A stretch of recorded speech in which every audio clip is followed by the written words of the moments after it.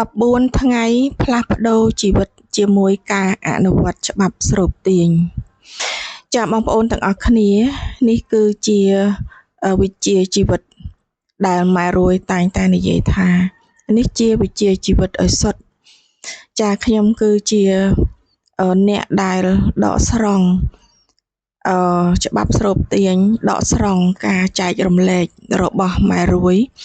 រាជិនីច្បាប់ស្រូបទាញនៅកម្ពុជានៅក្នុង14ថ្ងៃផ្លាស់ប្ដូរជីវិតជារៀងរហូតដែលនៅក្នុង YouTube របស់ម៉ែរួយបងប្អូនចង់ដឹងច្បាស់ថា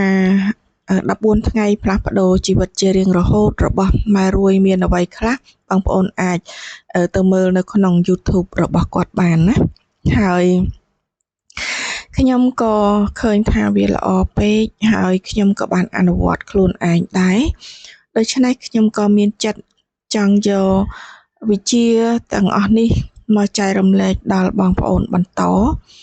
ដូច្នេះបើសិនណាជាខ្ញុំនិយាយមិនអស់ឬក៏មិនច្បាស់លាស់កន្លែងណា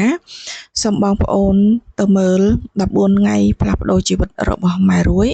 នៅក្នុង Channel របស់ម៉ែរួយណាចា៎ចឹងថ្ងៃនេះខ្ញុំនិយាយអំពី14ថ្ងៃផ្លាស់ប្ដូរជីវិតជាមួយនឹងការអនុវត្តច្បាប់ស្រូបទាញចា៎ចឹងបងប្អូនធ្លាប់ឮហើយណាពាក្យថាច្បាប់ស្រូបទាញបងប្អូនធ្លាប់ឮបងប្អូនធ្លាប់ដឹងហើយថានៅលើโลกយើងនេះគឺមានចក្រវាលមែនទេចក្រវាលដែលគេហៅថាអង់គ្លេសហៅថា universe គឺចក្រវាលអញ្ចឹងចក្រវាលភាសារបស់ម៉ែរួយគាត់និយាយថាចក្រវាលគឺជាមេនូដ៏ធំមួយដែលយើងអាចកំងអាចសុំអាចបញ្ជាឬក៏អាចស្រូបទាញយកអ្វីក៏បានដែរពីក្នុងចក្រវាលស្ដុកស្ដំចក្រវាលធំធេង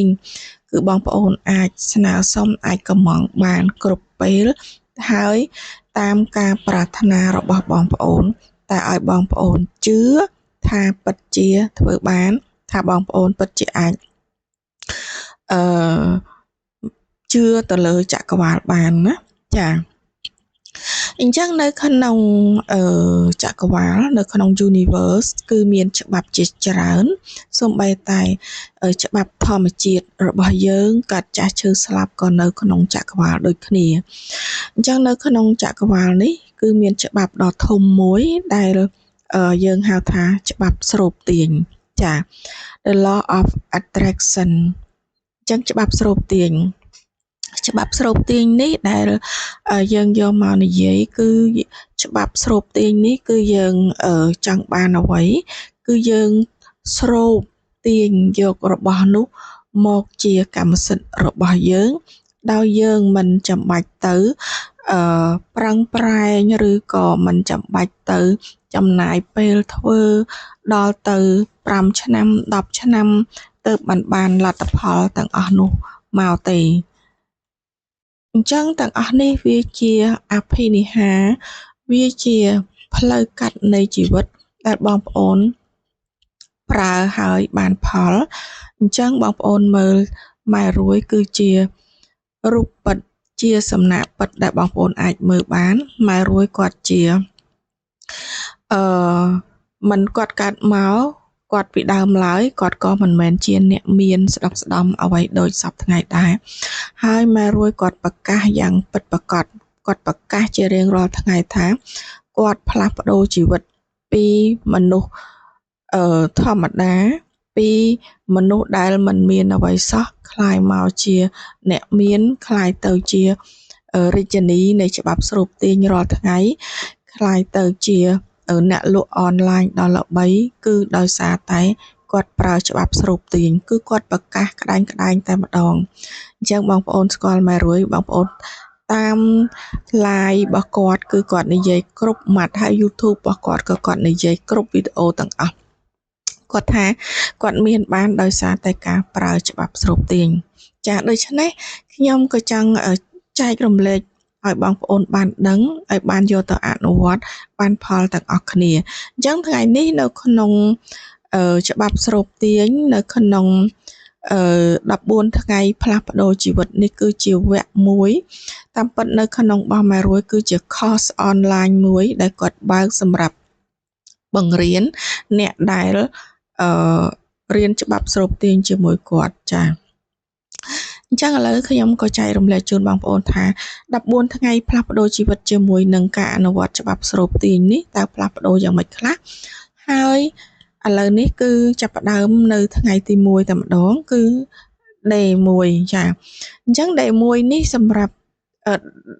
ការផ្លាស់ប្ដូរជីវិតពី day 1ទៅតើយើងធ្វើយ៉ាងម៉េចចាបងប្អូនទាំងអស់គ្នាគេថាជីវិតមនុស្សកើតមកគឺស្ទទេស្អាតសស្អាតតាំងពីកូនក្មេងមកគឺយើងអត់មានដឹងអីទេគឺសស្អាតតែម្ដងណាប៉ុន្តែដោយសារតែបរិយាកាសខាងក្រៅដោយសារតែអ្វីៗនៅជុំវិញខ្លួនគឺធ្វើឲ្យមនុស្សคล้ายទៅជាមនុស្សល្អคล้ายទៅជាមនុស្សអាក្រក់คล้ายទៅជាអ្នកមានคล้ายទៅជាអ្នកក្រទៅតាមអ្វីដែលវានៅជុំវិញខ្លួនទៅតាមអ្វីដែលមនុស្សប្រកបជីវិតប្រចាំថ្ងៃរបស់យើងរបស់ម្នាក់ចា៎អញ្ចឹងតាំងពីតូចមកដល់ប៉ុណ្ណេះគេថាមនុស្សម្នាក់គឺដាក់ទឹកខ្មៅចូលទៅក្នុងខ្លួនច្រើនមែនតើអ្នកខ្លះក៏ដាក់50ឆ្នាំមកហើយអ្នកខ្លះក៏ដាក់40ឆ្នាំអ្នកខ្លះក៏ដាក់10ឆ្នាំ20ឆ្នាំទៅតាមអាយុរបស់យើងដាក់ទឹកខ្មៅនឹងដាក់យ៉ាងម៉េចចាដាក់ទឹកខ្មៅនឹងគឺមានន័យថាបរិយាកាសខាងក្រៅដែលមិនល្អដែលនៅជុំវិញខ្លួនរបស់យើងដែលដូចជាតាមរយៈគ្រួសារមានអំពើហិង្សាច្រើនគ្រួសារហ្នឹងមានតែការជេរបតិចផ្ដាសាគ្នាមានតែពាក្យនិន្ទាគ្នាដូច្នេះអាហ្នឹងយើងហៅថាទឹកខ្មៅដែលដាក់ចូលទៅក្នុងខ្លួនយើងជារៀងរាល់ថ្ងៃខ្ញុំឧទាហរណ៍ដូចជាកូនក្មេងមួយអញ្ចឹងគាត់កើតនៅក្នុងគ្រួសារគេអ្នកល្អគេអ្នកនិយាយល្អគេអ្នកដែលមិនជេរកូនណាគេអ្នកដែលគ្រួសារគេល្អគេនិយាយជាមួយកូនគេបដៅកូនគេនៅពាក្យល្អកូននាងអ្នកអីចឹងទៅអញ្ចឹងកូនរបស់គេធំឡើងក៏ជួបតែបរិយាកាសល្អជួបតែសម្ដីល្អការលើកទឹកចិត្តហើយនឹងការស្រឡាញ់ពីឪពុកម្ដាយក៏ដូចជាក្រុមគ្រួសាររបស់គេចំណែកឯក្មេងខ្លះក៏គាត់បានកើតនៅក្នុងគ្រួសារដែលមានអំពើហិង្សាច្រើនគ្រួសារឬក៏តំបន់ដែលគាត់រស់នៅបរិយាកាសជុំវិញខ្លួនរបស់គាត់ហ្នឹងគាត់មិនដែលឮសូរពាក្យនិយាយល្អដាក់គាត់ទេគឺមានតែពាក្យអញហែងគ្រប់កន្លែងហើយក៏មានតែការចែកផ្តិចផ្ដាសាគ្នាគ្រប់កន្លែងអញ្ចឹងអានឹងវាជាទឹកខ្មៅដែលបន្តចូលទៅក្នុងជីវិតគាត់ជារៀងរាល់ថ្ងៃអញ្ចឹងពេលដែលគាត់ធំឡើងគាត់អាចคลายទៅជាក្មេងដែលមានអំពើហិង្សាណាក្មេងញៀនថ្នាំហាត់កៅអីទៅតាមនឹងឯងអញ្ចឹងជីវិតរបស់គាត់គឺមិនល្អទេអញ្ចឹងងាកមកជីវិតរបស់យើងវិញតើយ៉ាងម៉េចដែរក្នុងបរិយាកាសជីវិតរបស់យើងតាំងពីតូចរហូតមកដល់ធំប៉ុណ្ណេះតើបងប្អូនជួបអ្វីខ្លះដែរអ្នកខ្លះក៏បានរៀបការហើយជាមានប្តីល្អមានក្រុមគ្រួសារល្អណាបានកូនមកក៏កូនល្អអញ្ចឹងដូចគ្នាដែរអញ្ចឹងបើអ្នកទាំងអស់គ្នាដែលมันបានសំប្រកបនៅរឿងទាំងអស់នេះអញ្ចឹងហើយបានជានៅក្នុង day 1របស់ម៉ែរួយគាត់និយាយថាឲ្យយើងលាងទឹកខ្មៅចេញពីក្នុងខ្លួនរបស់យើងណាតើការលាងទឹកខ្មៅចេញពីក្នុងខ្លួនរបស់យើងនេះគឺលាងយ៉ាងម៉េចចាគឺលាងយ៉ាងម៉េចអញ្ចឹងទី1គេឲ្យយើងចាប់ផ្ដើមសុំទោសខ្លួនឯងចាសុំទោសខ្លួនឯងអញ្ចឹងបងប្អូនប្រើអារម្មណ៍ប្រើចង់និយាយថាអាចរកកន្លែងស្ងប់ស្ងាត់មួយហើយជាកន្លែងដែលបងប្អូនអាចនៅតែម្នាក់ឯងណាចាអាចនៅតែម្នាក់ឯងអានេះខ្ញុំសូមបញ្ជាក់បន្តិចណាបងប្អូនធ្វើបានលុះត្រាតែបងប្អូនជឿណាបងប្អូនធ្វើបានលុះត្រាតែបងប្អូនជឿបើបងប្អូនជឿថាច្បាប់ស្រូបទាញមានពិត ច្បាប់ស្រូបទាញពិតជាឲ្យបងប្អូនអាចនេះបានគឺបងប្អូនជឿបងប្អូនធ្វើទៅណាមិនអស់លុយទេអញ្ចឹងឥឡូវបងប្អូនស្ដាប់ឲ្យយល់ហើយបើបងប្អូនជឿបងប្អូនអាចទៅធ្វើបានណាចាអញ្ចឹងដើម្បីលាងទឹកខ្មៅចេញពីក្នុងខ្លួនបានគឺដំបូងគេឲ្យយើងសុំទោសខ្លួនឯងបងប្អូនណាខ្លះដែលសុំទោសខ្លួនឯងចាអញ្ចឹងបើបងប្អូនធ្លាប់សុំទោសខ្លួនឯងអញ្ចឹងបងប្អូនអាចទៅសុំទោសខ្លួនឯងចាសុំទោសខ្លួនឯងនេះបងប្អូនអាចទៅរកកន្លែងមួយឲ្យស្ងប់ស្ងាត់ណាអាចថានៅក្នុងបន្ទប់របស់យើងឬក៏នៅកន្លែងណាមួយបងប្អូនអាចធ្វើបានណាអញ្ចឹងអោបខ្លួនឯងណាយកដៃទាំងពីរនឹងអោបខ្លួនឯងហើយនិយាយដោយស្មោះអស់ពីចិត្តថាខ្ញុំសុំទោសណាខ្ញុំសុំទោសខ្លួនមួយនេះដែលខ្ញុំទុកអ្នកចោលដែលខ្ញុំមិនបានគិតគូរណាដែលខ្ញុំមិនបានស្រឡាញ់ខ្លួនដែលបើខ្ញុំមិនបានខ្ញុំស្រឡាញ់តែអ្នកដទៃណាខ្ញុំកន្លងមកខ្ញុំទុកឯងចោលអីចឹងណាអញ្ចឹងខ្ញុំសុំទោសពីថ្ងៃនេះទៅគឺខ្ញុំនឹងចាប់ផ្ដើមងាកមកស្រឡាញ់ខ្លួនឯងហើយងាកមកគិតគូរដល់ខ្លួនឯងឲ្យបានច្រើនជាងមុនហើយខ្ញុំសន្យាថាខ្ញុំនឹងមិនទុកខ្លួនមួយនេះចោលទៀតទេណាបងប្អូនប៉ុន្តែបងប្អូនធ្វើឲ្យអស់ពីចិត្តណាបងប្អូនធ្វើឲ្យអស់ពីចិត្តអាចថាធ្លាក់ទៅដល់ការក្តុកក្តួលក្នុងចិត្តមានអ្នកខ្លះយំមកខ្ញុំធ្វើខ្ញុំយំខ្លួនឯងទៀតផងណាបងប្អូនចាអញ្ចឹងក្រោយពីយើងធ្វើការសុំទោសខ្លួនឯងហើយគឺបងប្អូនសុំទោសឲ្យបានយ៉ាងតិច10យ៉ាងណាសុំទោសឲ្យបានយ៉ាងតិច10យ៉ាងគឺសុំទោសលើអីសុំទោសបេះដូងណាដែលធ្វើឲ្យបេះដូងនេះចេះតែឈឺចាប់ដោយសារតែស្រឡាញ់គេពេកគិតគូរពីគេពេកភ្លេចខ្លួនឯងណាសុំទោសអីគេសុំទោសកាពះណាដែលតែងតែអត់បាយធ្វើឲ្យឈឺកាពះអីជាដើមណានឹងបងប្អូនចេះធ្លាប់ឈឺកាពះអីចឹងទៅណាសុំទោសជើងដែលតែងតែដើរលើសពេលវេលាតែងតែធ្វើការធ្ងន់អីចឹងទៅសុំទោសខួរក្បាលដែលតែងតែគិតរឿងអត់ប្រយោជន៍ណាតែតែងតែគិតពីរឿងផ្សេងមិនបានគិតដល់ខ្លួនឯងនេះបងប្អូនសុំទោសណាសុំទោសឲ្យយ៉ាងតិចគឺ10យ៉ាងនៅក្នុងខ្លួនប៉ុន្តែរៀបរាប់តែពីអ្វីនៅក្នុងខ្លួនរបស់យើងនឹងទេណាបងប្អូនក្រោយពីបងប្អូនសុំទោសខ្លួនឯងហើយទាំងអស់បើបងប្អូនក្តុកក្តួលនៅក្នុងចិត្តមានទឹកភ្នែកមានអីផងក៏ជូតទឹកភ្នែកឲ្យស្អាតហើយចាប់ផ្ដើមប្រូក្រាមទឹកសចូលក្នុងខ្លួនវិញមិញយើងសុំទោសខ្លួនឯងដើម្បីលាងទឹកខ្មៅចេញពីក្នុងខ្លួនណា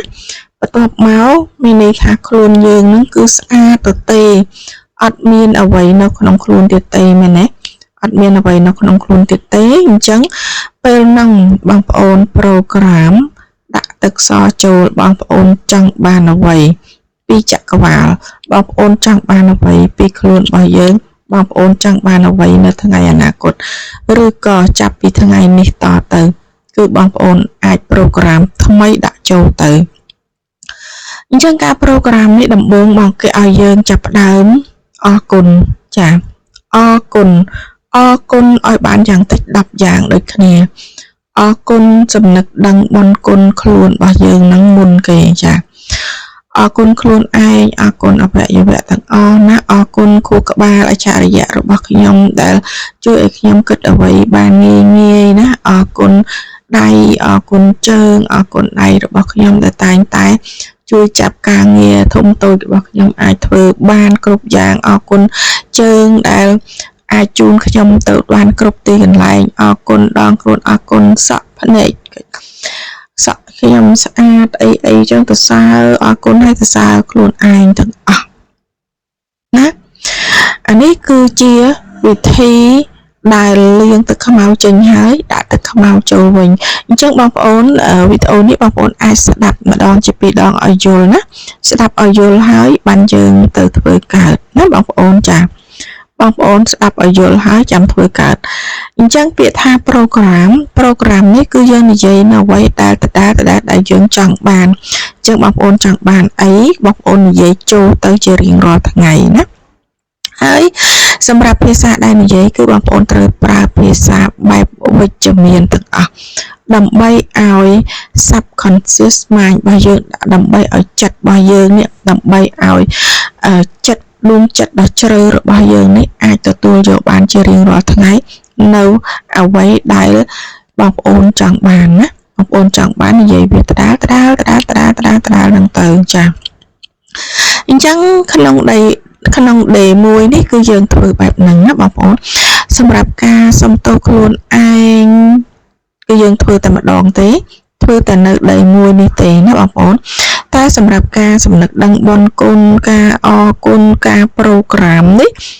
គឺយើងធ្វើជារៀងរាល់ថ្ងៃធ្វើគ្រប់ពេលឲ្យតែបងប្អូនមានពេលធ្វើបានគឺបងប្អូនធ្វើទៅណាបងប្អូនធ្វើទៅអត់ខុសទេបងប្អូនធ្វើជារៀងរាល់ថ្ងៃរហូតដល់14ថ្ងៃណា14ថ្ងៃคล้ายទៅជាទម្លាប់ណាបងប្អូនចាអញ្ចឹងនេះគឺ day 1 គឺមានតែប៉ុណ្ណេះទេទី1គឺបងប្អូនសំទោសខ្លួនឯងទី2 program ដាក់ចូលបងប្អូនចង់បានអីដាក់ចូលហ្នឹងទៅណា program នេះគឺយើងមានច្រើនហើយយើងក៏មានពីវិធី program ដែរណាបងប្អូនចាអញ្ចឹងបងប្អូនជឿបងប្អូនសាកធ្វើមើលណាបងប្អូនជឿបងប្អូនសាកធ្វើមើលមិនអស់លុយទេបងប្អូនធ្វើទៅគឺមិនអស់លុយទេបងប្អូនចង់បានអ្វីបងប្អូននិយាយនឹងទៅបងប្អូនអ្នករស់ស៊ីអ្នកលក់អីវ៉ាន់បងប្អូនចង់លក់ដាច់បងប្អូននិយាយទៅថ្ងៃនេះខ្ញុំលក់ដាច់ខ្លាំងណាស់ខ្ញុំលក់ដាច់បោះស្តុករាល់ថ្ងៃចង់បោះស្តុកអីបងប្អូនហៅអាហ្នឹងទៅការ program គឺជាការហៅនៅអ្វីដែលបងប្អូនចង់បានណាអញ្ចឹងបើបងប្អូនចង់លក់ដាច់ចង់មានភ្ញៀវចូលច្រើនបងប្អូនហៅទៅអូថ្ងៃនេះខ្ញុំលក់ដាច់ខ្លាំងថ្ងៃនេះខ្ញុំមានភ្ញៀវចូលច្រើនណាភ្ញៀវចូលមកទិញឆាតមកទិញគ្រប់គ្នាអញ្ចឹងបងប្អូននិយាយបែបនេះបងប្អូននឹងទទួលបានបែបដូចមាត់បងប្អូនចង់បានអញ្ចឹងណាអញ្ចឹងបងប្អូនជឿសាកធ្វើណាអញ្ចឹងនេះជា day 1បងប្អូនពេញចិត្តអាណិតស្រឡាញ់បងប្អូនចូលចិត្តអាចចុច subscribe ណាអាចចុច like ចុច comment នៅខាងក្រោមវីដេអូរបស់ខ្ញុំក៏បានហើយដើម្បីឲ្យខ្ញុំបានឃើញហើយក៏ជួយឆ្លើយនៅសំណួររបស់បងប្អូនផងដែរអញ្ចឹងបងប្អូនសាកធ្វើទាំងអស់គ្នាណាដើម្បីជោគជ័យនេះជាផ្លូវកាត់នៃជីវិតបងប្អូនធ្វើទៅគឺមិនអស់លុយទេណាអរគុណច្រើន